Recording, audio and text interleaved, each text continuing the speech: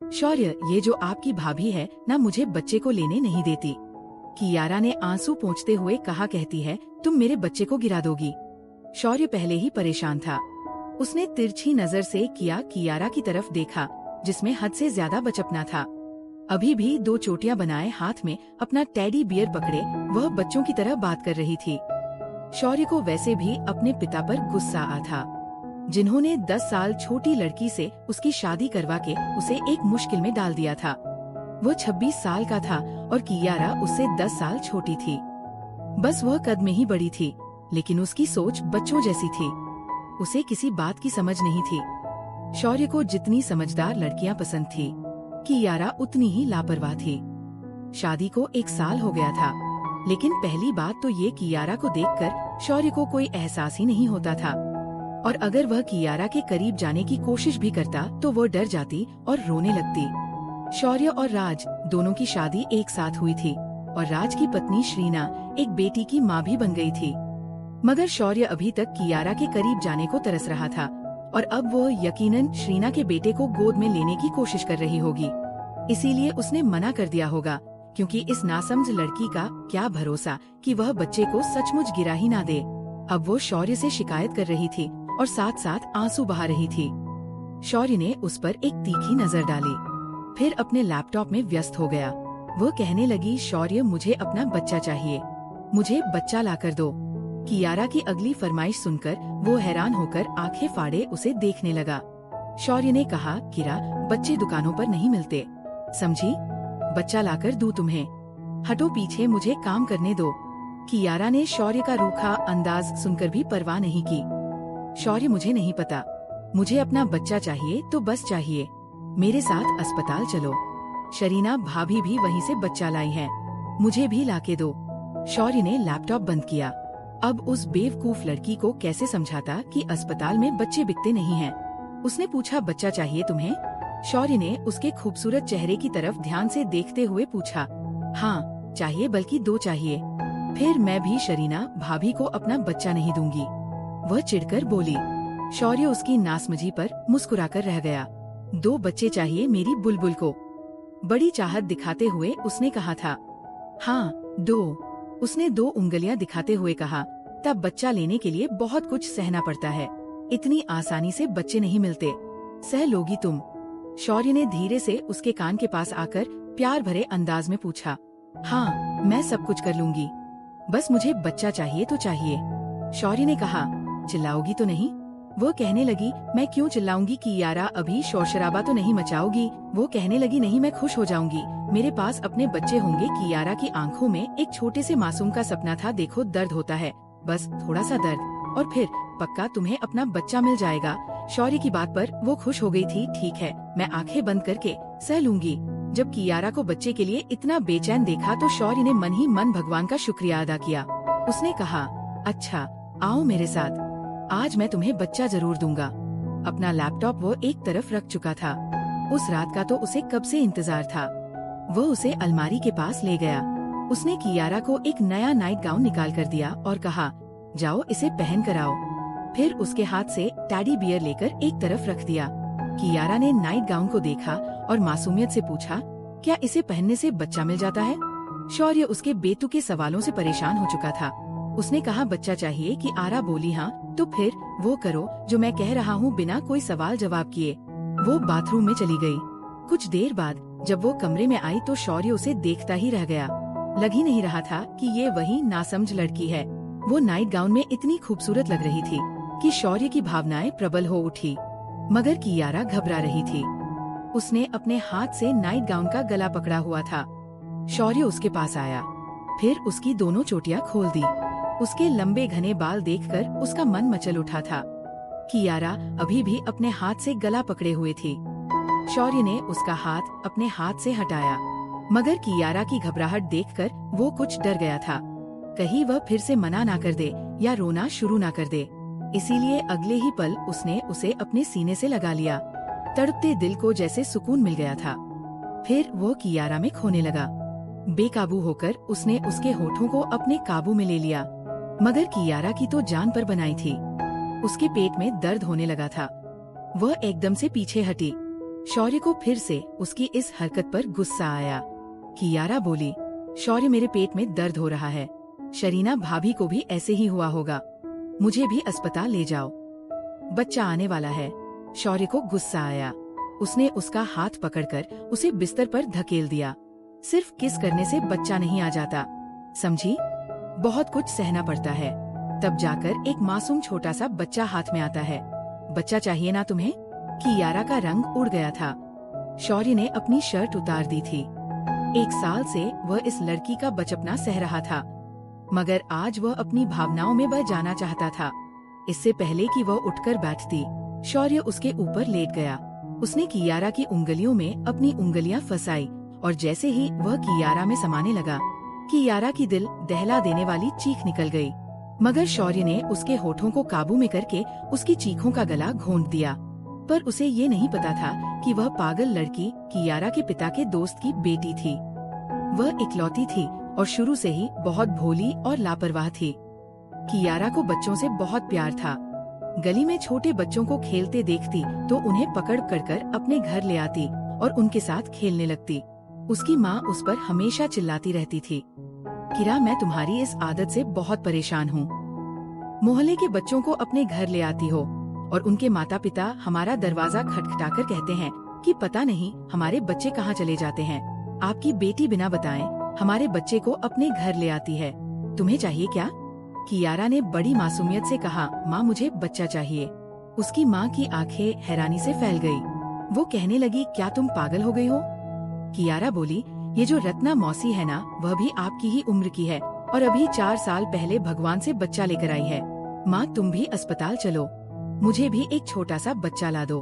उसकी माँ ने उसे गुस्से से देखा और कहा है, भगवान मैं तो तुमसे परेशान हो गई हूँ, क्या तुम्हारा दिमाग खराब हो गया है? अरे ऐसे अस्पताल जाकर बच्चे नहीं मिलते। कियारा ने अपना सिर खुजलाते हुए सोचा, माँ ऐसे ही तो मिलते हैं। मैंने रत्ना मौसी से पूछा था, उन्होंने कहा था कि अस्पताल जाओ, तुम्हें बच्चा मिल जाएगा। माँ प्लीज अस्पताल चलो, मुझे बच्चा लाकर दो ना। कसम से माँ मैं खुद ही संभाल लूंगी और फिर मोहल्ले के बच्चों को भी अपने घर नहीं लाऊंगी, कियारा ने कहा। कियारा की माँ ने उसे गुस्से से देखा। ऐसा करती हूँ तेरी शादी करवा देती हूँ, फिर ले आना भगवान से जितने बच्चे लेने होंगे। अरे मेरी क्या उम्र है बच्चा पैदा करने की? कियारा पढ़ाई में बहुत कमजोर थी और अपनी क्लास में भी मुश्किल से ही पास होती थी, इसीलिए आगे उसने आर्ट चुना। साइंस नहीं, उसने बड़ी मुश्किल से 16 साल की उम्र में मैट्रिक पास किया और उसके बाद पढ़ाई छोड़ दी। उसके कमरे में बहुत सारे खिलौने थे, टैडी बियर गुड़िया। उसके पिता दुबई में काम करते थे और जब भी वहाँ से वापस आते तो उसके लिए ढेर सारे खिलौने लाते थे। लेकिन कियारा को बस बच्चे ही बहुत अच्छे लगते थे। वह अपने खिलौने भी मोहल्ले के छोटे छोटे बच्चों को दे देती थी। मोहल्ले में किसी के घर भी बच्चा पैदा होता तो वो भागी भागी जाती थी। वह उस छोटे मासूम बच्चे को पकड़कर उसे बहुत गौर से देखती रहती, उसके छोटे छोटे हाथों को देखती रहती थी। इन्हीं दिनों राज के ससुराल वालों ने कहा कि वे शादी के लिए और इंतजार नहीं कर सकेंगे, शादी सिर्फ राज की ही होनी थी। लेकिन जब शौर्य के पिता को पता चला कि कियारा के पिता दुबई से आए हैं, तो वह उनसे मिलने के लिए अक्सर उनके घर जाते थे। जब भी वह दुबई से वापस आते थे तो उनकी मुलाकात होती थी। इस बार उन्होंने कियारा के पिता को कुछ परेशान देखा तो उन्होंने उनसे पूछा। कियारा के पिता ने कहा, बस अब बूढ़ा हो गया हूँ, अकेले कोई काम नहीं होता, अक्सर थक कर आता हूँ तो खाना भी खुद बनाना पड़ता है। सोच रहा हूँ कि पत्नी को साथ ले जाऊँ, लेकिन मेरी बेटी की प्रॉब्लम है। मैं जिस कंपनी में मैं काम करता हूँ वहाँ पत्नी को तो लाने की इजाजत है, लेकिन बच्चों को नहीं, तो मैं कियारा को भी ले जाता, बस इसी चिंता में हूँ। ये सुनकर शौर्य के पिता ने कहा, तो तुम ऐसा करो, कियारा की शादी मेरे बेटे शौर्य से कर दो। ये सुनकर कियारा के पिता ने कहा, वो अभी बहुत छोटी है, सिर्फ 16 साल की है और इकलौती भी है, उसमें बचपना बहुत ज्यादा है, मुझे नहीं लगता कि वो शादी की जिम्मेदारियाँ निभा पाएगी। शौर्य के पिता ने कहा, तुम बेफिक्र रहो, मैं तुम्हारी बेटी को अपने सिर आँखों पर बिठा कर रखूंगा, उसे माँ बाप की कमी महसूस नहीं होगी। मैं शादी इसीलिए करना चाहता हूँ ताकि लोगों के मुंह बंद हो सके, कोई भी तुम्हारी बेटी की तरफ उंगली न उठा सके। बाकी शौर्य को मैं समझा दूंगा, वो कियारा को बिल्कुल भी परेशान नहीं करेगा। उस समय शौर्य की उम्र 27 साल थी, उसे भी शादी की ख्वाहिश थी। फिर जब उसके पिता ने उसे कियारा की तस्वीर दिखाई तो वह दिखने में कहीं से भी 16 साल की नहीं लग रही थी। वह किसी शादी में खींची गई तस्वीर थी जिसमें उसके बाल खुले हुए थे। उसने एक अच्छा सूट पहन रखा था और हल्का सा मेकअप भी किया हुआ था। वो अपनी उम्र से 2-3 साल बड़ी लग रही थी, इसीलिए वो सीधे शौर्य के दिल पर लगी थी। उसने कहा, ठीक है, मुझे कोई प्रॉब्लम नहीं है। शौर्य को पता था कि कियारा के माता पिता दुबई जाने वाले हैं, इसीलिए शादी जल्दी होनी थी। राज के साथ उसकी भी शादी की तारीख उसी दिन तय हो चुकी थी। शौर्य की बड़ी ख्वाहिश थी कि एक बार उसकी मुलाकात कियारा से हो जाए, लेकिन ये मुमकिन नहीं था। एक बार उसने अपनी माँ से कहा भी कि मुझे लड़की को सामने से देखना है और कुछ बातें करनी है, लेकिन उसकी माँ ने साफ मना कर दिया, नहीं, पहली मुलाकात शादी पर ही कर लेना। बीच में बस 1 महीना ही तो है, कितना बुरा लगेगा अगर हम ये कहेंगे कि भाई हमारे बेटे को चैन नहीं आ रहा, अपनी मंगेतर से मिलना चाहता है। शौर्य की माँ ने उसे शर्मिंदा किया था, लेकिन वो नहीं जानता था कि उसकी पत्नी इतनी लापरवाह और नासमझ होगी। शादी पर पहले तो वह विदाई के समय बहुत रोई थी। फिर शादी की रात जब शौर्य कमरे में आया तो उसके दिल में भावनाओं का सैलाब उमड़ रहा था, लेकिन उसकी बीवी बेचैनी से कमरे में टहल रही थी। उसे लगा था कि कियारा बिस्तर पर बैठी उसका इंतजार कर रही होगी। जैसे ही शौर्य कमरे में आया, उसे बेचैनी से टहलते देखकर वो थोड़ा हैरान हुआ। कभी वह बिस्तर के नीचे कुछ ढूंढ रही थी तो कभी अलमारी खोलकर कुछ देख रही थी। शौर्य ने दरवाजा बंद किया और उससे पूछा, ये आप क्या ढूंढ रही हैं? वो कहने लगी, वो मेरा टेडी बियर। माँ ने कहा था मेरा टेडी बियर मेरे ससुराल में मेरे कमरे में होगा, लेकिन यहाँ तो कहीं नजर नहीं आ रहा, कहाँ है वह? ये सुनकर शौर्य ने उसे हैरानी से देखा। वो लड़की इतनी बेचैन थी कि अगर उसे उसका टेडी बियर नहीं मिला तो पता नहीं क्या हो जाएगा। शौर्य ने कहा, आज की रात तुम्हें टेडी का क्या करना है? वो अपना सिर खुजाते हुए कहने लगी, मुझे नींद नहीं आ रही, मैं टेडी के बिना नहीं सोती और मुझे ये कपड़े भी उतारने हैं, ये मुझे बहुत चुभ रहे हैं। शौर्य ने कहा, देखो, अभी तो मैंने तुम्हें जी भरकर देखा भी नहीं, तुमसे बातें भी नहीं की। वह कहने लगी, कौन सी बातें करनी है? देखो, मुझे नींद आ रही हो तो मुझे कुछ भी अच्छा नहीं लगता। मुझे अभी बहुत जोर से नींद आ रही है, मुझे सोना है, मुझे मेरा टेडी लाकर दो ना। उसकी आंखों से भी लग रहा था कि उसे नींद आ रही है। शौर्य को उसकी हरकतें कुछ अजीब लगी।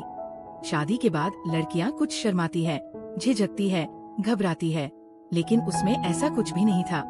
ना तो शादी की रात के हिसाब से उसके चेहरे पर कोई शर्म थी, न ही कोई झिझक। शौर्य तुरंत अपने कमरे से बाहर आया।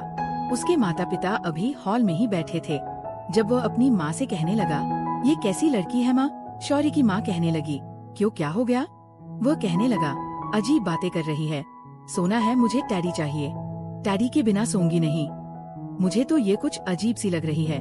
शौर्य की बात सुनकर उसकी माँ हंसने लगी। वो कहने लगी, नहीं, ऐसी बात नहीं है, वह अपने माँ बाप की बहुत लाडली है ना, फिर कोई छोटा भाई बहन भी नहीं है, इसीलिए खिलौनों से खेलने की आदत है, धीरे धीरे समय के साथ ठीक हो जाएगी, तुम उसे थोड़ा समझने की कोशिश करो। फिर वह उतनी उम्र की भी नहीं है, तुमसे 10 साल छोटी है। ये सुनकर शौर्य के होश उड़ गए। वो कहने लगा, क्या मतलब? वह बेचारा तो अनजाने में ही मुश्किल में पड़ गया था। उसने कहा, आपका मतलब है ये 15 या 16 साल की लड़की है? उसकी माँ कहने लगी, हाँ बेटा, बस 6 महीने पहले ही इसने मैट्रिक पास किया है। वो कहने लगा, दिखने में तो नहीं लग रही। उसकी माँ कहने लगी, लेकिन इतनी ही है, बस बचपना बहुत ज्यादा है उसमें, वह बच्चों के साथ ही खेलती थी और उठती बैठती थी, इसीलिए उसे थोड़ा समय दो। शौर्य वहीं सोफे पर सिर पकड़कर बैठ गया। उसने आज की रात के बारे में क्या कुछ नहीं सोचा था और लड़की बिल्कुल नासमझ थी, हर बात से बेखबर। शौर्य की माँ उसके पास बैठ गई और कहने लगी, बेटा क्यों परेशान हो? वह कहने लगा, माँ आपको मुझे बताना तो चाहिए था, मैं ऐसी लड़की के साथ कैसे गुजारा कर सकता हूँ? आप जानती हैं मुझे समझदार लड़कियाँ पसंद है और ये लड़की तो बिल्कुल लापरवाह लग रही है। खैर, वो वापस कमरे में आया तो कियारा अपना दुपट्टा उतारने की कोशिश कर रही थी, लेकिन वह दुपट्टा उसकी चोली से जुड़ा हुआ था। उसके सिर पर कुछ बालों की पिन भी लगी हुई थी। कियारा अपने बालों में लगी पिन को हटाने की कोशिश कर रही थी, लेकिन उसे समझ नहीं आ रहा था कि उसे कैसे हटाया जाए। उसने पहले कभी इतना भारी सूट नहीं पहना था। जब शौर्य ने उसे ऐसे करते देखा तो उसने कहा, रुको, मैं इसे हटा देता हूँ। उसने दरवाजा बंद कर दिया और अंदर से कुंडी लगा दी। फिर वो ड्रेसिंग टेबल के पास आया और कियारा का दुपट्टा हटाने लगा। वो इतनी खूबसूरत लग रही थी कि शौर्य का दिल शैतानी करने को कर रहा था, लेकिन कियारा उसके जज्बातों से पूरी तरह से अनजान थी। शौर्य ने उसका दुपट्टा हटाया और एक तरफ रख दिया। फिर वह उसके गहने उतारने लगा। अब उसके लिए अपने दिल पर काबू पाना मुश्किल हो रहा था। उसके गहने उतारने के बाद उसने किरा की गर्दन पर अपने हंठ रख दिए। कियारा को एक झटका सा लगा और उसने तुरंत शौर्य को सीने पर हाथ रखकर पीछे धकेल दिया। शौर्य इस तरह की हरकत के लिए बिल्कुल भी तैयार नहीं था। वो कियारा को हैरानी से देखने लगा और पूछा, ये क्या बदतमीजी है? कियारा गुस्से से बोली, बेशर्म, तुम्हारी हिम्मत कैसे हुई मेरे साथ ऐसी गंदी हरकत करने की? रुको, मैं अभी तुम्हारी मम्मी से तुम्हारी शिकायत करती हूँ। इससे पहले कि वो कमरे से बाहर जा पाती, शौर्य ने उसका हाथ पकड़ लिया और उसे अपने सामने खड़ा कर दिया। उसने कहा, ये बातें मम्मी को नहीं बताते, यहाँ बैठो, मैं तुम्हें कुछ समझाता हूँ। शौर्य को लगा कि शायद किरा पति पत्नी के रिश्ते की नाजुकता को नहीं समझती। उसने सोचा कि वह उसे थोड़ा समझाएगा तो वह समझ जाएगी, लेकिन क्या कियारा ने सबसे पहले अपना हाथ शौर्य के हाथ से छुड़ाया और कहा, मुझे नींद आ रही है, मुझे किसी की कोई बात नहीं सुननी, मेरा डैडी लाकर दो अभी और इसी वक्त। शौर्य का मन किया कि वह उस लड़की का सर पकड़कर अपने सर पर दे मारे। कियारा ने अपनी हरकतों से उसकी पूरी रात बर्बाद कर दी थी। रात के 1 बजे वो गाड़ी निकालकर बाहर गया और एक ऐसी गिफ्ट की दुकान खोजने लगा जो खुली हो। 1-2 दुकानें जो बंद होने वाली थी, उनमें से एक पर जाकर उसने एक बड़ा सा टेडी बियर खरीदा और लाकर कियारा को दिया। कियारा अपने टेडी के साथ लिपट कर सो गई और शौर्य उसे देखता रह गया। रिसेप्शन के दिन भी वो उस ड्रेस में बहुत अनकंफर्टेबल थी और शौर्य का मूड बहुत खराब था। एक तो उसकी बीवी बहुत खूबसूरत थी, लेकिन उसे शौर्य के जज्बातों का बिल्कुल भी एहसास नहीं था। आते ही उसने कहा, जल्दी से मेरा दुपट्टा और गहने उतारो, मुझे बहुत घुटन हो रही है। शौर्य बस उसे देखता रह गया। आज तो वो पहले ही गुस्से में था, इसलिए उसने मना कर दिया। उसने कहा, अपने काम खुद करो, तुम्हें मेरे जज्बातों का कौन सा एहसास है? कल की पूरी रात तुम अकेले ही सोई रही, पता नहीं मैंने क्या क्या सोच रखा था। ऐसा भी नहीं होता, कोई लड़की इतनी भी बेवकूफ नहीं होती जितनी तुम हो। उसने गुस्से में ये बात कही। कियारा ने बड़ी मुश्किल से अपना दुपट्टा उतारा और फिर अपने गहने उतारने लगी और उन्हें वैसे ही ड्रेसिंग टेबल पर फेंक दिया। शौर्य ने कहा, उठाओ इन्हें और ठीक से समेटकर लॉकर के अंदर रखो और लॉक लगाओ। कियारा ने कहा, मैं तुम्हारी शिकायत करूंगी, देख लेना। ये कहते हुए वह रोने लगी। मम्मी ने कहा था कि तुम्हारा दूल्हा बहुत अच्छा होगा, तुम्हें डांटेगा नहीं, तुम वहाँ बहुत खुश रहोगी। तुमने तो मुझे दूसरे ही दिन डांटना शुरू कर दिया। शौर्य को अपनी गलती का एहसास हुआ। उसने गहरी सांस ली और उसके पास चला गया। वह भी क्या करता, अपने जज्बातों के हाथों मजबूर था। फिर उसने उसके आंसू पोंछे और कहा, अच्छा नहीं डांटता। फिर शौर्य ने खुद ही उसके गहने बॉक्स में डालकर लॉकर में रख दिए। तब तक कियारा ने अपनी अलमारी से आरामदायक कपड़े निकाले और वॉशरूम में चली गई। ढीली ढाली शर्ट और ढीले ढाले ट्राउजर पहनकर उसे कुछ सुकून मिला। हाथ मुंह धोने के बाद वह कमरे से बाहर आई, 2 चोटियां बनाई और अपना टैडी पकड़कर बिस्तर पर लेट गई। शौर्य की तो उसे देखकर नींद ही उड़ गई थी। पता नहीं वह इतनी आराम से कैसे सो जाती थी। वो कियारा के पास आया और कहने लगा, थोड़ी देर बातें करें, लेकिन वो जमाई लिए जा रही थी। उसने कहा, नहीं मुझे नींद आ रही है, कल बातें कर लेंगे ना। मम्मी मुझे 10 बजे सुला देती थी और अब तो 1 बज रहा है। वो नींद से बेहाल हो रही थी और उसकी नींद से भरी आंखें शौर्य का चैन चुरा रही थी। जब उसका बस नहीं चला तो तकिया ठीक करके वह भी बिस्तर पर लेट गया, लेकिन कियारा को इसकी परवाह तक नहीं थी। रात में जब वो गहरी नींद में सो गई तो शौर्य ने उसका टैडी धीरे से हटाया। उसकी खूबसूरती को देखकर उसके दिल में बहुत कुछ हो रहा था। वह कब तक अपने जज्बातों पर काबू पाता, इसलिए वो उसके तकिए पर अपना सर रखकर उसके साथ लेट गया और उसे अपनी बाहों में भर लिया। लेकिन किसी की बाहों में खुद को कैद महसूस करके किरा की आँख खुल गई। तब तक उसे अपने चेहरे पर शौर्य की गर्म सांसें महसूस होने लगी थी। उसने तुरंत शौर्य के सीने पर हाथ रखकर उसे पीछे धकेला और कहा, पीछे हटो, यहाँ क्या कर रहे हो? वो कहने लगा, प्लीज कियारा, मुझे अपने करीब आने दो ना, रहा नहीं जा रहा। मुझे इतना तो हक है कि मैं तुमसे सुकून हासिल करूं। मुझसे रहा नहीं जा रहा, मेरी भी मजबूरी समझो प्लीज। वह रिक्वेस्ट कर रहा था। जैसे ही उसने अपने सुलगते होंठ कियारा के नरम मुलायम होठों पर रखे, वह मचल कर रह गई। इससे पहले कि वो प्यार का पहला स्पर्श उसके होठों पर रखता, कियारा बुरी तरह से कांप गई। उसने जल्दी से अपने होठों पर हाथ रख लिए। शौर्य ने एक ठंडी आह भरी और कहा, हाथ हटाओ, पति को इतना भी परेशान नहीं करते, कम ऑन, हाथ हटाओ। लेकिन वह अपने होठों पर मजबूती से हाथ रखे नामे सर हिलाने लगी। शौर्य ने उसके दोनों हाथ अपने एक हाथ से हटाए। इससे पहले कि वह उसके होठों से खुद को तृप्त करता, किरा आंखें बंद करके जोर जोर से चिल्लाने लगी, बचाओ बचाओ बचाओ। ये सुनकर शौर्य तुरंत पीछे हट गया। वह कहने लगी, मुझे कोई बचाओ। तभी अचानक दरवाजे पर दस्तक हुई। शौर्य का तो मन किया कि वह इस लड़की के साथ क्या क्या ना कर डाले। वह सबको क्या जवाब देगा कि कियारा पागलों की तरह क्यों चिल्ला रही हैं? वह भी रात के इस वक्त शौर्य की माँ थी। उन्होंने पूछा, क्या हुआ? दरवाजा खोलो। कियारा ने झट से शौर्य को खुद से पीछे किया, जल्दी से खड़ी हुई और दरवाजा खोल दिया। तब तक शौर्य भी उछलकर बिस्तर से नीचे उतरकर खड़ा हो चुका था। उसे समझ नहीं आ रहा था कि इस स्थिति को कैसे संभाले। तभी कियारा ने कमरे की लाइट जला दी और रोते हुए शौर्य की माँ के गले लग गई। उसने कहा, ये जो मेरा दूल्हा है ना, ये बहुत गंदी हरकतें करता है। ये सुनकर शौर्य की माँ नजरें चुरा कर रह गई और शौर्य इतना शर्मिंदा था कि उसका मन किया कि वह कहीं चला जाए। उसकी माँ ने कहा, बेटा क्या हुआ? कियारा कहने लगी, ये मेरे साथ। इससे पहले कि वह अपनी सारी पोल खोल पाती, शौर्य तुरंत अपनी माँ के पास आया और कहा, कुछ नहीं हुआ मम्मी। ऐसा करो, आप इसे अपने कमरे में सुला लो, इसे थोड़ी अकल दो।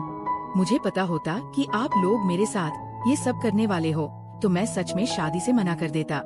बहुत बेवकूफ किस्म की लड़की है ये कहकर वो अपना तकिया उठाकर बाहर चला गया और दूसरे कमरे में जाकर लेट गया। वो अपना दिल जला रहा था। दूसरी तरफ कियारा रोए जा रही थी।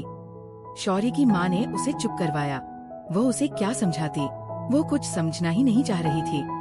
उन्होंने बहुत कहा कि वह तुम्हारा पति है, अगर वो तुम्हारे पास आता है तो कोई बात नहीं। लेकिन कियारा कहने लगी, नहीं, वह बहुत गंदा है। आपको नहीं पता उसने मेरे साथ क्या किया है। अपने बेटे के बारे में इस तरह की बातें सुनने के मूड में वह बिल्कुल नहीं थी। हर रिश्ते का एक लिहाज होता है। अच्छा ठीक है, तुम चुप तो हो जाओ, रो क्यों रही हो? वो बोली, उसने मेरा टैडी भी पीछे फेंक दिया। फिर उसने अपने टैडी को उठाया और गले लगा लिया। कियारा ने पूछा, मैं सो जाऊं? उसकी सास बोली, हाँ लेट जाओ। कियारा ने पूछा, आपका बेटा तो नहीं आएगा ना कमरे में? मुझे तो उससे डर लगता है। उन्होंने कहा, नहीं आएगा, मैं उसे मना कर दूंगी, तुम सो जाओ। ये सुनकर कियारा को कुछ राहत मिली और वह दोबारा बिस्तर पर जाकर सो गई। शौर्य की माँ भी अपने कमरे में चली गई। सुबह नाश्ते के समय जब शौर्य दूसरे कमरे से बाहर आया तो शरीना और राज दोनों उसे देख रहे थे। राज ने उसे छेड़ा, क्या बात है दूल्हे राजा, ये अलग कमरे का क्या सीन है? शौर्य पहले ही गुस्से में था। उसने कहा, जब किस्मत खराब होती है ना तो दूसरे कमरों में ही सोना पड़ता है। ये कहते हुए वो टेबल पर बैठ गया। शौर्य की माँ ने नाश्ता परोस दिया था। वह बोली, शौर्य चुपचाप नाश्ता करो। वह चुपचाप बैठ गया लेकिन अपनी माँ को शिकायत भरी नजरों से देख रहा था। कुछ देर में सलवार सूट पहने कियारा भी कमरे से बाहर आ गई। वह शौर्य की माँ के पास बैठ गई। शरीना ने कहा, अरे यहाँ क्यों बैठी हो? अपने पति के पास बैठो और उन्हें नाश्ता दो। बेचारे अकेले ही खुद नाश्ता कर रहे हैं। शरीना खुद भी नाश्ता कर रही थी और राज को भी खिला रही थी। कियार ने कहा, मुझे नहीं बैठना इसके पास, ये बहुत गंदा है। शौर्य की तो ब्रेड गले में अटक गई थी, कहीं वह रात वाली कोई बात सबके सामने ना कह दे। तभी शौर्य के पिता भी नाश्ते के लिए आकर बैठ गए। शौर्य की माँ ने कियारा के कान में कहा, बेटा चुपचाप नाश्ता करो, ऐसी बातें किसी से नहीं कहते और सबके सामने तो बिल्कुल नहीं कहते। खबरदार, जो तुमने किसी से कुछ भी कहा। कियारा के माथे पर बल पड़ गए। उसने चुपचाप अपनी प्लेट में ऑमलेट डाला और ब्रेड के साथ खाने लगी। नाश्ता करने के बाद किरा घर के लन में आ गई। रंग बिरंगे फूल देखकर उसके चेहरे पर मुस्कान आ गई। वह जल्दी से गुलाब, चमेली और गेंदे के फूल तोड़कर अपने दुपट्टे में भरने लगी। शौर्य बाहर आया और पूछा, ये क्या कर रही हो? कियारा ने कहा, इसका गुलदस्ता बनाऊंगी, मुझे बहुत अच्छा लगता है। उसके साफ सुथरे चेहरे पर मासूमियत देखकर शौर्य फिर से अपना गुस्सा भूल गया। उसने कहा, लाओ, एक गुलाब तुम्हारे बालों में लगा दूं। लेकिन वो पीछे हट गई। उसने कहा, जी नहीं, तुम बहुत गंदे हो, मैं तुम्हें अपने पास भी नहीं आने दूंगी। शौर्य ने कहा, अच्छा, कब तक मुझे अपने पास नहीं आने दोगी? एक ना एक दिन तो मैं तुम्हारे पास जरूर आऊंगा, और जिस दिन आऊंगा ना, उस दिन तुम्हारी जान निकाल दूंगा।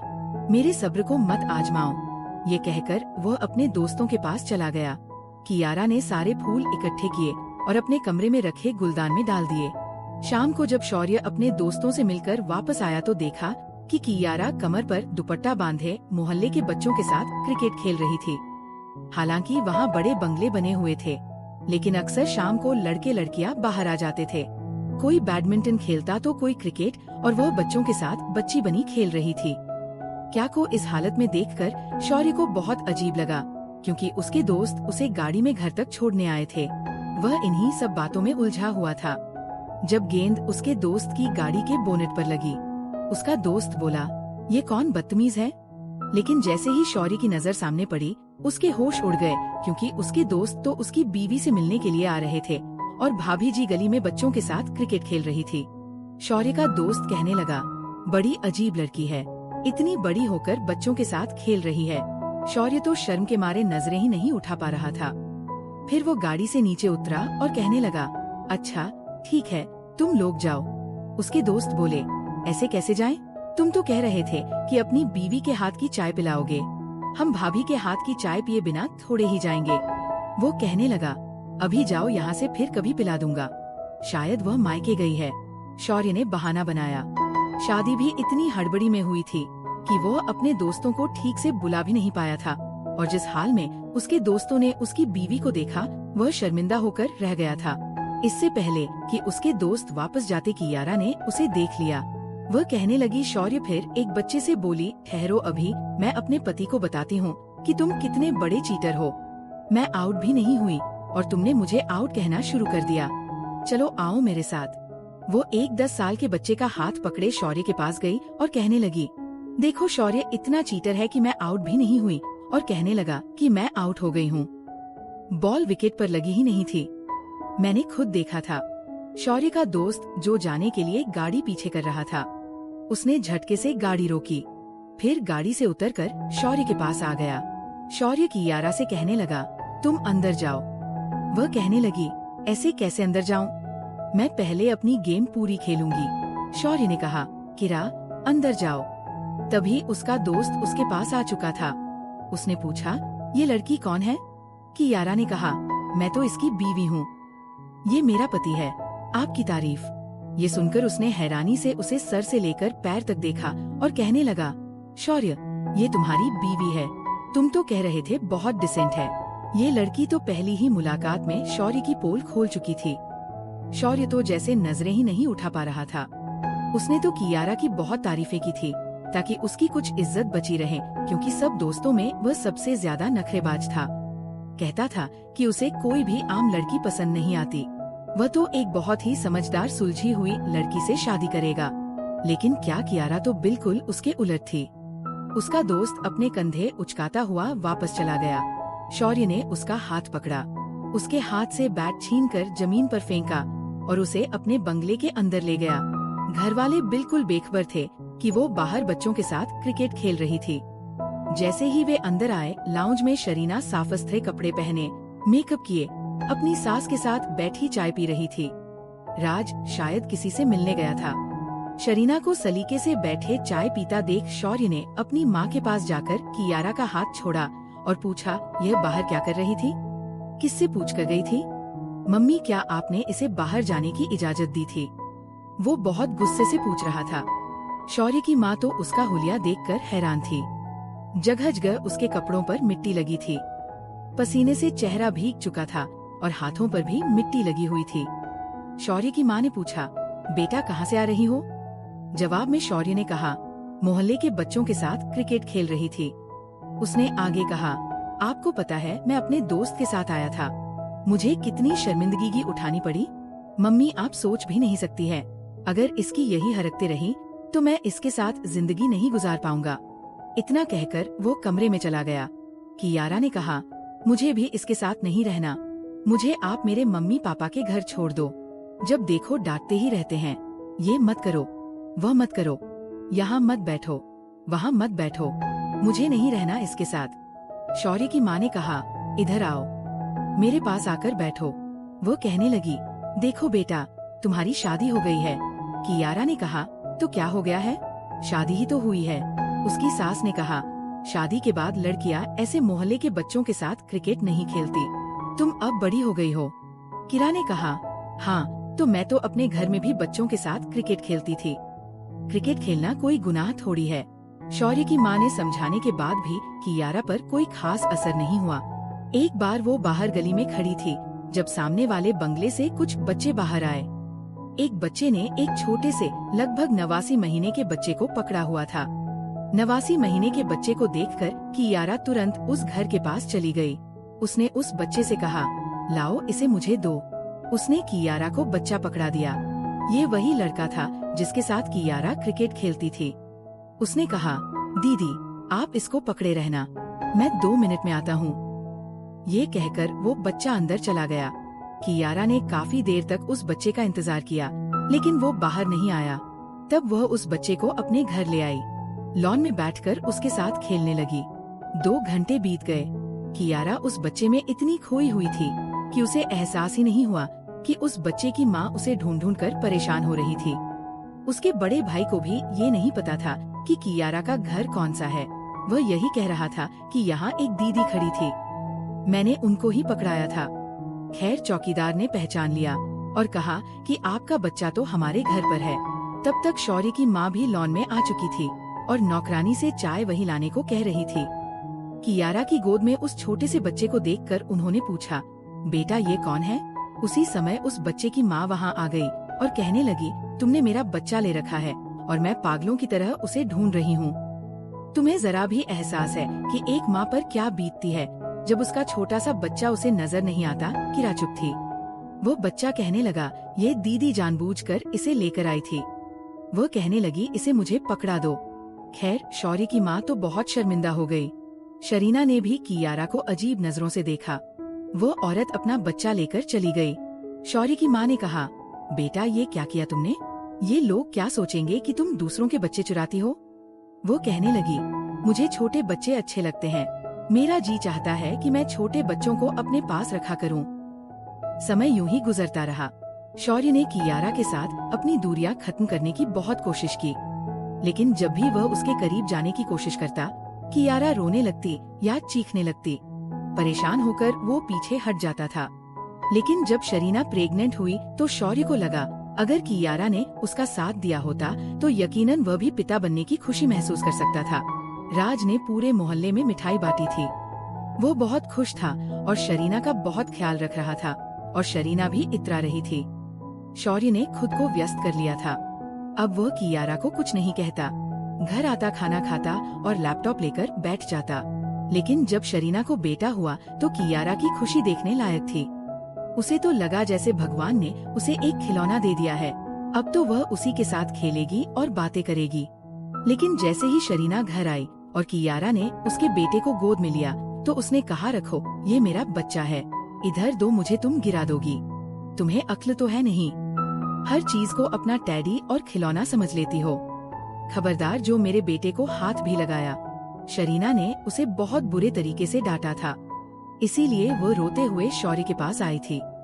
वह लैपटॉप पर बिजी था। कियारा ने कहा, मुझे बच्चा चाहिए, मुझे भी बच्चा चाहिए। ये सुनकर शौर्य का 1 साल का सब्र टूट गया। आज तो खुद कियारा ने बच्चे की इच्छा जताई थी। उसे इस बात का अंदाजा 1 साल में हो चुका था कि कियारा को बच्चे की कितनी चाहत थी, क्योंकि जहाँ भी वह बच्चा देखती पागलों की तरह उसे गोद में लेने के लिए लपकती थी। कई बार वो उसे मॉल लेकर जाता और अगर उसे वहाँ छोटे बच्चे दिख जाते तो वो अपनी खरीदारी छोड़कर बच्चे की माँ के पास चली जाती और कहती कि ये कितना प्यारा है, क्या मैं इसे 2 मिनट के लिए गोद में ले लूं? शौर्य कहता, तुम्हें बच्चों को देखकर क्या हो जाता है? कियारा कहती, आपको नहीं पता, मुझे बच्चे बहुत अच्छे लगते हैं। खैर आज तो जैसे शौर्य ने उसकी एक भी नहीं सुनी थी। उसने उसके कोमल होठों को अपने काबू में करके उसकी चीखों का गला घोट दिया था। पूरी रात वह अपनी मनमानी करता रहा।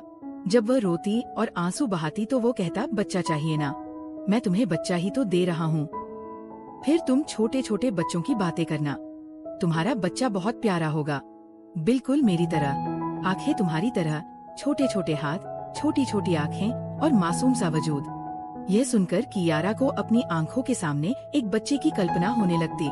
लेकिन जब शौर्य की शिद्दत सहनी पड़ती तो वह तड़प कर रह जाती।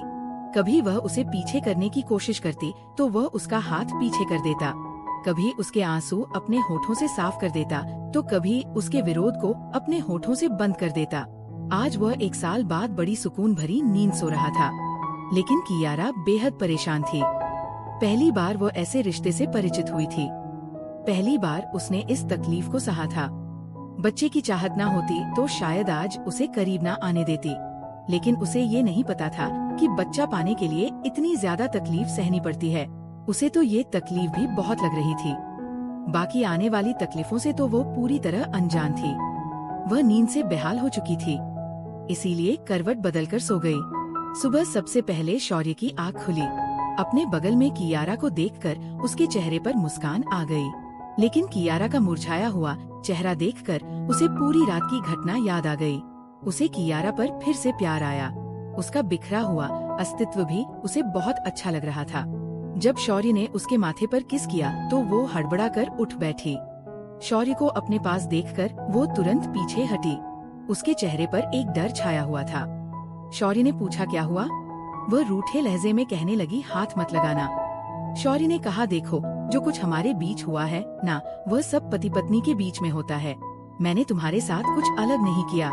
और खबरदार, अगर तुमने मम्मी या शरीना भाभी या किसी और से भी इस बात का जिक्र किया, ये बुरी बात होती है। ऐसी बातें किसी से नहीं करते। वो बहुत हैरानी से शौर्य को देख रही थी। कहने लगी, क्या सब लोग ऐसे ही करते हैं? क्या सब लोग अपनी पत्नी पर ऐसे ही जुल्म करते हैं? क्या राज भाई ने भी शरीना भाभी के साथ ऐसा ही सब कुछ किया था? उन्हें भी इतना ही दर्द हुआ होगा ना। कितने बुरे हैं ना आप भी और आपके भाई भी। क्या की बचकानी बातें सुनकर शौर्य बस मुस्कुरा सकता था। उसने कहा, सब ऐसा ही करते हैं और इसके बाद ही बच्चा आता है, समझी?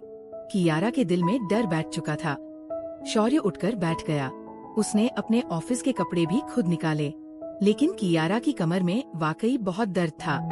जब वो नहाकर तैयार हुआ तो उसने कियारा को नहाने का सारा तरीका समझाया और कमरे से बाहर निकल गया। कियारा के लिए सब कुछ बिल्कुल अलग सा था। उठकर उसने नहा लिया और कपड़े बदले।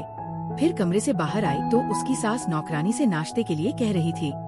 उन्होंने कियारा से कहा, बेटा तुम नाश्ता करो। कियारा ने नाश्ता किया। शरीना अपने बेटे को पकड़े उससे बातें कर रही थी। कियारा चुयारा के पास आकर बैठ गई। शरीना के माथे पर शिकन पड़ गई। कियारा कहने लगी, भाभी, मैं इसे गिराऊंगी नहीं। मैं बैठे बैठे इसे 2 मिनट के लिए पकड़ लूं। मुझे पता है कि आपने बड़ी तकलीफें बर्दाश्त करके बच्चा पाया है। आप डरती है ना कि अगर मैं इसे लेकर खड़ी हो जाऊंगी तो ये गिर जाएगा। शरीना कहने लगी, हाँ, क्योंकि तुम बहुत लापरवाह हो। तुम्हें नहीं पता कि औलाद बहुत कीमती चीज है और औरत कितनी तकलीफें झेल कर इसे पाती है, ये वही जानती है। कियारा कहने लगी, मैं भी जान गई हूँ। लाइए इसे मुझे दीजिए ना, मैं इसे बहुत आराम से पकड़ूंगी और सोफे से उठूंगी भी नहीं। शरीना ने बहुत सावधानी से अपना बेटा उसकी गोद में डाला। उसके हाथ, उसकी आँखें, उसकी मासूम हरकतें देखकर कियारा अपनी तकलीफ जैसे भूल ही गई थी। वो उसका हाथ चूमने लगी और कहने लगी, कितना नरम है, बिल्कुल टिश्यू पेपर की तरह। शरीना कहने लगी, हाँ, बच्चे ऐसे ही होते हैं, नाजुक से। कियारा कहने लगी, रात को उसके रोने की आवाज आ रही थी। शरीना कहने लगी, हाँ, पूरी रात सोने नहीं देता, जागता रहता है। किरा कहने लगी, फिर तो आपको बहुत अच्छा लगता होगा ना भाभी, आप पूरी रात इसको लेकर बैठी रहती होंगी, देखती रहती होंगी। शरीना कहने लगी, मेरी तो आँखें नींद से बंद हो जाती है। मैं तो रात को पकड़ा देती हूँ कि अपना बच्चा संभालो, मुझे सोने दो। शरीना का लहजा काफी हद तक ठीक हो चुका था। कुछ देर बाद ही कियारा ने शरीना को उसका बेटा वापस पकड़ा दिया। रात को जब शौर्य घर आया तो कहने लगा, तुम इस सादे से हुलिये में क्या कर रही हो? जाओ तैयार होकर आओ। ये सुनकर कियारा का दिल किसी ने मुट्ठी में मसल दिया हो। वो कहने लगी, नहीं प्लीज, आज नहीं। उसे इतना डरा हुआ देखकर शौर्य कहने लगा, मैं आज तुम्हें बाहर लेकर जाना चाहता हूँ। खाना होटल में खाएंगे, चलो तैयार हो जाओ। वो कियारा का डर दूर करना चाहता था। कियारा तैयार हो गई। वह उसे एक अच्छे और महंगे रेस्टोरेंट में ले गया। मेनू कार्ड भी उसी को थमाया। कहने लगा, तुम ऑर्डर करो। उसने खाना कियारा की पसंद का ही मंगवाया था। फिर उसे एक सुनार की दुकान पर ले गया। कहने लगा, कुछ भी पसंद कर लो, मैं तुम्हें दे दूंगा। उसका लहजा प्यार से भरा हुआ था। कियारा कहने लगी, मुझे बस बच्चा चाहिए। शौर्य ने अपनी पसंद से एक ब्रेसलेट खरीदकर कियारा को पहनाया और कहा, वह भी जल्द ही आ जाएगा। उस रात शौर्य ने कियारा को कुछ नहीं कहा और न ही वो उसके करीब आया, मगर धीरे धीरे अब वो कियारा को अपने पास रखने लगा था। जब भी वो कमरे में आता उसे अपने साथ सुला लेता। अगर वो लैपटॉप पर काम करता तो उसे अपने साथ सोफे पर बैठा लेता। अपना हाथ फैलाकर उसे अपने करीब कर लेता और उसका सिर पकड़कर अपने कंधे पर रख लेता। कियारा धीरे धीरे उसके स्पर्श से परिचित हो रही थी, लेकिन जब भी वह उसके करीब आता तो वह घबरा जाती। 1 महीने बाद कियारा की तबीयत खराब हुई। उसे बहुत उल्टियाँ हो रही थी। शौर्य की माँ उसे अस्पताल ले गई। जब डॉक्टर ने ये खबर सुनाई कि वह प्रेग्नेंट है तो कियारा बहुत खुश हुई। शौर्य की माँ ने उसका भी वैसा ही ख्याल रखा जैसा शरीना का रखा था, लेकिन कियारा इस बात से अनजान थी। वह कुछ दिन बाद शौर्य से कहती, हमारा बच्चा दुनिया में कब आएगा? शौर्य कहता, बेबी इतनी जल्दी नहीं आता, इसमें समय लगता है। वह कहती, मुझसे अब और इंतजार नहीं हो रहा, बताओ मेरे जैसा होगा या आपके जैसा होगा? शौर्य कहता, तुम्हारे जैसा होगा, बहुत मासूम और बेवकूफ। वह कहती, मैं बेवकूफ नहीं हूँ। शौर्य हंसने लगता, लेकिन जैसे जैसे समय बीतने लगा उसका पेट दिखने लगा।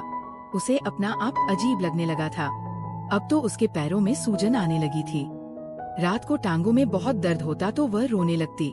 शौर्य उठकर बैठ जाता और पूछता, क्या हुआ है तुम्हें? वह कहने लगी, पैरों में बहुत दर्द है, बर्दाश्त नहीं हो रहा। शौर्य उठकर उसके पैर दबाने लगता। उसकी आंखें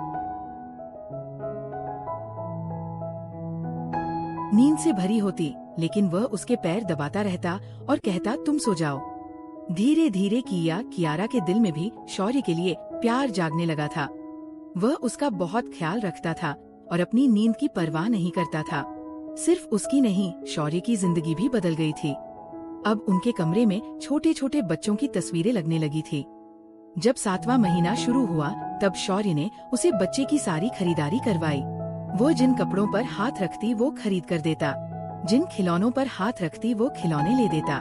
लेकिन 9 महीने बीतने के बाद किरा की हालत बदल चुकी थी। अपना आप उसे बहुत अजीब लगता था। करवट लेना तक मुश्किल था। अब उसे पता चल रहा था कि बच्चा क्या होता है। बच्चा अस्पताल जाकर ही नहीं मिल जाया करता। औलाद की नेमत क्या होती है, शायद औरत को तब पता चलता है जब वह इन पड़ावों से गुजरती है। बच्चा पैदा होने से पहले ही माँ को अपने बच्चे से प्यार हो जाता है, क्योंकि वह उसकी हर हरकत को अपने शरीर में महसूस करती है। और इन सब पड़ावों से कियारा गुजर रही थी। औलाद पैदा होने से पहले ही औरत की कुर्बानियाँ शुरू हो जाती है। खाना वो खाना पड़ता है जिसकी बच्चे को इच्छा होती है। नींद से भरी हुई भी हो तो बच्चे की हरकत पर उठना पड़ता है। 9 महीने बाद जब प्रसव का दर्द उठा तो कियारा को लगा कि बस अब वह मर जाएगी। शौर्य की भी जान निकल रही थी। उसकी दर्द भरी चीखें सुनकर वो बुरी तरह से घबरा गया था। जल्दी से अपनी माँ को कमरे में लेकर आया। शौर्य की माँ और शरीना उसे सहारा देकर गाड़ी तक ले गई और शौर्य की माँ पिछली सीट पर बैठ गई। गाड़ी चलाते समय शौर्य बार बार उसका हाथ पकड़ रहा था और कह रहा था, कुछ नहीं होगा, सब कुछ ठीक हो जाएगा। कियारा कहने लगी, नहीं, मैं मर जाऊंगी। आपको नहीं पता मुझे कितना दर्द हो रहा है, मुझे लग रहा है आज मैं मर जाऊंगी। शौर्य की माँ कह रही थी, बेटा तुम्हें कुछ नहीं होगा। खैर कियारा बार बार शौर्य का हाथ पकड़कर जोर से दबा देती थी। अपने दर्द को सहन करने के लिए कियारा ने शौर्य के हाथ का सहारा लिया।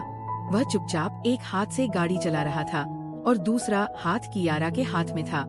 अस्पताल पहुंचकर उसने जल्दी से उसे व्हीलचेयर पर बिठाकर लेबर रूम की तरफ भेजा और फिर उसके दिल में अजीब से ख्याल आने लगे। वो अपने बच्चे और क्या कियारा की सलामती के लिए दुआएं मांग रहा था। लेकिन जब डॉक्टर बाहर आए और उनके चेहरे पर उदासी देखी तो शौर्य की जान निकल गई। वो तुरंत उनके पास आया और पूछा, मेरी बीवी और बच्चा तो ठीक है ना? डॉक्टर ने कहा आपको बेटा हुआ है और वह बिल्कुल ठीक है। लेकिन कियारा ये सुनकर उसकी जान निकल गई। उसने कहा क्या हुआ मेरी बीवी को? डॉक्टर ने कहा पता नहीं, ऑपरेशन के समय वो बेहोश हो गई थी, लेकिन अभी तक उसे होश नहीं आया है। हालांकि आमतौर पर औरतें होश में आ जाती है। फिर एक नर्स एक छोटा सा बच्चा लेकर आई और शौर्य की गोद में डाल दिया। उसके आंसू बहने लगे कि आरा को बच्चे का कितना शौक था और अब वो होश में नहीं आई थी। वो बेहद परेशान था। उसने बच्चे को प्यार किया और अपनी माँ की गोद में डाल दिया। वह कहने लगा प्लीज अब कुछ भी करके इसे होश में लाएं। डॉक्टर कहने लगे हमने अपनी सारी कोशिशें कर ली है, हमें तो ये डर है कि कहीं वह कोमा में न चली जाए। पूरी रात बीत चुकी थी और सुबह हो चुकी थी। बच्चे को शौर्य की माँ ने ही दूध पिलाया था। राज और शरीना भी आ चुके थे और शौर्य के पिताजी भी। सभी को कियारा की चिंता थी क्योंकि उसे होश ही नहीं आ रहा था। उसे एक कमरे में शिफ्ट कर दिया गया। डॉक्टर ने कहा हमें लगता है कि ये कोमा में जा चुकी है, हम नहीं जानते कि इसे होश कब आएगा। ये सुनकर तो जैसे शौर्य का हौसला टूट गया। वह रोने लगा। उसने कियारा का हाथ अपने दोनों हाथों में लिया और कहा कियारा प्लीज आंखें खोलो, देखो भगवान ने कितना प्यारा सा बच्चा दिया है तुम्हें, बिल्कुल तुम्हारे जैसा है। उठो ना यार, ऐसा नहीं करते ना, प्लीज किरा आंखें खोलना, देखो ना तुम्हारा बेटा तुम्हें देखने के लिए कितना बेचैन हो रहा है। शौर्य की आंखों से आंसू बह रहे थे। सबकी आंखों से आंसू ही बह रहे थे। बच्चा वाकई रो रहा था। शौर्य की माँ की गोद में भी वह चुप नहीं हो रहा था। लेकिन वो तो ऐसी नींद सोई थी कि उठ ही नहीं रही थी, बस सांसें चल रही थी। धीरे धीरे समय बीतने लगा। शौर्य के माता पिता और राज, शरीना सब घर जा चुके थे। बच्चे को भी उसकी माँ लेकर चली गई थी, लेकिन शौर्य वही बैठा था। एक हफ्ते में उसकी हालत बहुत खराब हो गई थी। दाढ़ी बढ़ गई थी और रो रो कर आंखें सूज गई थी। बार बार वह उसके पास बैठता था और उसे उठाने की कोशिश करता था। उसे नहीं पता था कि कल तक उसे बुरी लगने वाली लड़की आज उसके लिए जिंदगी की सबसे कीमती चीज बन चुकी थी। उसके बिना एक पल भी अच्छा नहीं लग रहा था, कुछ भी अच्छा नहीं लग रहा था। यहाँ तक कि अपना बच्चा भी अब उसे अच्छा नहीं लग रहा था। लेकिन जब एक महीना ऐसे ही बीत गया तो डॉक्टर भी निराश हो चुके थे। उन्होंने कहा हमें नहीं लगता कि इसे होश आएगा। अगर आप इजाजत दें तो हम इसे जहर का इंजेक्शन दे देते हैं, क्योंकि आप अपनी बीवी को क्यों तकलीफ में रखना चाहते हैं। वो कहने लगा नहीं, ये खुद से सांस ले रही है, इसका मतलब ये जिंदा है। मैं अपनी बीवी के लिए इतना बड़ा फैसला नहीं करूँगा। मैं आपका बिल भर रहा हूँ ना, अपना सब कुछ उस पर लगा दूंगा। मुझे यकीन है कि इसे होश आ जाएगा। बच्चा अपनी दादी का आदी हो चुका था। वह दादी की गोद में ही माँ की ममता को तलाश कर रहा था। 1 महीना, 2 महीने, फिर 3 महीने बीत गए, लेकिन कियारा को होश नहीं आया। कभी कभी तो शौर्य अपने साथ अपने बेटे अंश को भी ले आता। उसे कहता ये तुम्हारी मम्मा है, इसे मम्मा कहो। उसे एक ही उम्मीद थी कि जब बच्चा किरा को मम्मा कहेगा तो वह जरूर जाग जाएगी। कियारा को भले ही शौर्य से प्यार हो या ना हो, लेकिन बच्चे से उसे बहुत गहरा लगाव था। प्रेगनेंसी के दौरान भी कियारा शौर्य से कहती रहती थी, शौर्य मेरा बच्चा मुझे मम्मा तो कहेगा ना, जब वह दुनिया में आएगा तो सबसे पहले मेरा नाम लेगा ना। पता नहीं वह दिखने में कैसा होगा, उसकी आंखें कैसी होंगी, उसकी नाक कैसी होगी। और आज 4 महीने बीत जाने के बाद भी उसकी आंखों को अपने बच्चे को देखने की अनुमति नहीं थी। शौर्य बच्चे को कियारा के पास लेटा देता, बच्चा अपनी माँ की कमीज खींचता और फिर रोने लगता। पहली बार ऐसा हुआ था कि उसके रोने की आवाज सुनकर कियारा की दिल की धड़कन तेज हो गई थी। मशीन में उसकी हार्ट बीट तेजी से चलने लगी और ये देखकर शौर्य के अंदर उम्मीद जागी। उसने बच्चे को और रुलाया। बच्चा बार बार कियारा की कमीज को खींच रहा था, रो रहा था और रोते रोते कभी मम्मा कह रहा था। ऐसा लग रहा था जैसे कियारा की आंखों की पुतलियां हिली हो। उसने जल्दी से नर्स और डॉक्टर को बुलाया। डॉक्टर को कियारा के शरीर में हल्की सी हलचल देखकर थोड़ी उम्मीद हुई। उन्होंने कहा आपका बच्चा अपनी माँ को होश में ला सकता है, इसे रोज लाएं, इसकी माँ के पास लिटाएं। जब यह अपने बच्चे के स्पर्श को महसूस करेगी और उसके रोने की आवाज सुनेगी तो यकीनन जाग जाएगी। और फिर ऐसा ही हुआ था। शौर्य रोज अंश को लेकर आता और उसे भूखा लेकर आता। भूख के मारे जब वह रोने लगता तो उसे कियारा के साथ लिटा देता। जब वह रोता और मम्मा कहता तो कियारा के बेजान शरीर में जैसे जान आने लगती। एक बार तो वह इतना रोया कियारा एकदम से उठकर बैठ गई। ये देखकर डॉक्टर भी हैरान रह गए और शौर्य भी। उसने तुरंत अपने रोते बच्चे को गोद में लेकर सीने से लगा लिया। डॉक्टर ये देखकर हैरान रह गए थे, क्योंकि ये ऊपर वाले की कृपा थी, वरना कोमा के मरीज कई साल तक कोमा में ही रहते हैं और लोग तो उम्मीद ही छोड़ देते हैं। लेकिन शायद ये कियारा का अपने बच्चे के लिए प्यार था कि वो होश में आ चुकी थी। वह बच्चे को सीने से लगाए रो रही थी। उसे तो यही लगा कि शायद अभी ऑपरेशन हुआ है और कुछ घंटों बाद ही उसे होश आया है। लेकिन जब उसे पता चला कि वह पिछले 4 महीनों से बेहोश थी, तो उसे यकीन ही नहीं हो रहा था। वह अपने बच्चे को सीने से लगाए रो रही थी और चूम रही थी। शौर्य उसे देख रहा था। कुछ दिनों में वह ठीक होकर घर आ गई। शौर्य उसका और भी ज्यादा ख्याल रखने लगा था। वह उसे अपने साथ लगाकर सोता था। उसे एक अजीब सा डर लगने लगा था कि कहीं कियारा उसे छोड़कर ना चली जाए। जब बेटा 3 साल का हो गया, तब कियारा ने ही कहा, आपको नहीं लगता कि अंश का कोई और भी भाई बहन होना चाहिए? शौर्य ने कहा, नहीं, मैं ऐसा नहीं चाहता। वो हैरान हुई और कहने लगी, ऐसा क्यों? शौर्य ने कहा, मेरा बहुत बुरा तजुर्बा रहा है, कसम से। मुझे लगता था कि मेरी भी जान निकल जाएगी। इतना कहकर वो कियारा को अपने सीने से लगाकर रो पड़ा। उसने कहा, मैं तुम्हें नहीं खोना चाहता, बस एक बच्चा ही काफी है। लेकिन कियारा कहने लगी, जरूरी तो नहीं कि जो पहले हुआ है वैसा ही हो। खैर, शादी को 7 साल बीत गए और उनके 2 बच्चे भी हो गए। लेकिन अब भी जब भी शौर्य को वो समय याद आता है, तो वह कियारा को अपनी बाहों में भर लेता था। वो कहती रह जाती, मुझे सोने दो, क्यों परेशान कर रहे हो? वो कहता, सो जाओ, बस मेरे करीब रहा करो। जब तुम दूर होती हो तो मेरी जान निकलने लगती है। किरा कहती, शौर्य, आप कभी कभी बिल्कुल बच्चों जैसी हरकतें करते हैं। हटिए मुझसे पीछे। अगर अंश की आँख खुल गई तो क्या सोचेगा? अंश, जो अब 5 साल का हो चुका था, जब भी अपने पिता के हाथ में अपनी माँ का हाथ देखता तो अपनी माँ का हाथ शौर्य के हाथ से हटाकर अपने हाथ में पकड़ लेता और कहता, ये मेरी मम्मा है, पापा आप इन्हें हाथ मत लगाइए। वह गुस्से से शौर्य को घूरता था, देर से आकर हक जता रहे हो, बताओ तुम्हें? मगर जब से वीर पैदा हुआ था, उसने अंश की जगह ले ली थी। अंश अब शौर्य के साथ सोता था, मगर जब दोनों बच्चे सो जाते तो शौर्य बच्चों को एक तरफ लिटाकर कियारा को अपने सीने से लगाकर आंखें बंद कर लेता। कभी कभी तो वह परेशान हो जाती, मगर शौर्य की मनमानी के आगे हमेशा खुद को बेबस महसूस करती थी। उसके प्यार के आगे हार जाती थी। शायद हर औरत अपने पति के प्यार के सामने बेबस हो जाती है और अपना आराम तक भूल जाती है। दोस्तों, उम्मीद है कि आपको हमारी कहानी पसंद आई होगी। अगर कहानी पसंद आई तो वीडियो को लाइक करें। अगर आप चैनल पर नए हैं तो सब्सक्राइब जरूर करें। और हाँ, अगली अपडेट सबसे पहले पाने के लिए नोटिफिकेशन बेल